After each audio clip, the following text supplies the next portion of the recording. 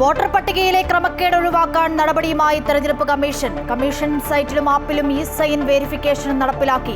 പേര് ചേർക്കാനും തിരുത്തൽ വരുത്താനും ആധാർ ലിങ്ക് ചെയ്ത ഫോൺ നമ്പർ നിർബന്ധമാക്കി. വോട്ട് മോഷണമുയർത്തി തെരഞ്ഞെടുപ്പ് കമ്മീഷനും ബി.ജെ.പിക്കുമെതിരെ പ്രതിഷേധം ശക്തമാക്കാൻ കോൺഗ്രസ്.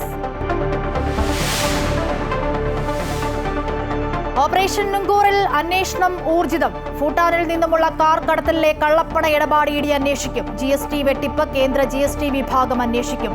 വാഹനങ്ങളുടെ രജിസ്ട്രേഷൻ റദ്ദാക്കിയേക്കും.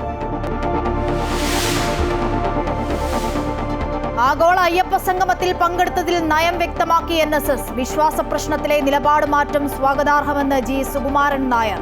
കോൺഗ്രസിന് ഉറച്ച നിലപാടില്ലെന്നും BJP വിശ്വാസികൾക്കായി ഒന്നും ചെയ്യുന്നില്ലെന്നും വിമർശനം. NSS നിലപാട് തെരഞ്ഞെടുപ്പുകളിൽ ഇടതുമുന്നണിക്ക് ഗുണം ചെയ്യുമെന്ന് വെള്ളാപ്പള്ളി നടേശൻ.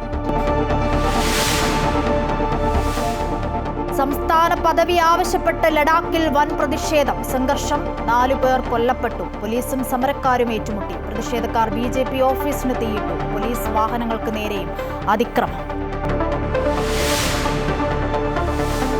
തിരുവനന്തപുരം മെഡിക്കൽ കോളേജിന്റെ പുതിയ സൂപ്രണ്ടായി ഡോക്ടർ CG ജയചന്ദ്രനെ നിയമിച്ചു. നടപടി ഡോക്ടർ സുനിൽകുമാർ സ്ഥാനമൊഴിഞ്ഞതിനെ തുടർന്ന്.